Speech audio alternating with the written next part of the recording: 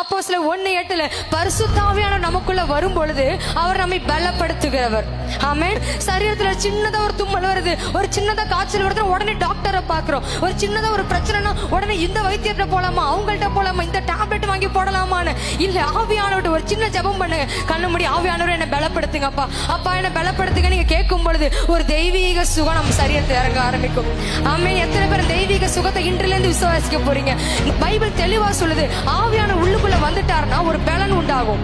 அது ஒரு பவர். சோர்வா ஜெபத்துல வருவோம், பலவீனத்தோட நீங்க சர்ச்சுக்கு வருவீங்க.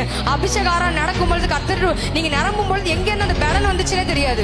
எத்தனை பேர் அதை எக்ஸ்பீரியன்ஸ் பண்ணிருக்கீங்க, உணர்ந்திருக்கிறீங்க? அதுதான் ஆவியானவருடைய பலன். ஆவியான நமக்குள்ள வரும்பொழுது நாம் பலன் அடைந்து, அந்த பலன் எதற்காக தெரியுமா? திரும்பி நாம் அழுவதற்காக அல்ல. கர்த்தர் கொடுக்கிற பலன் எதுக்கு தெரியுமா? திரும்பி மனிதரை நோக்கி பார்ப்பதற்கு அல்ல.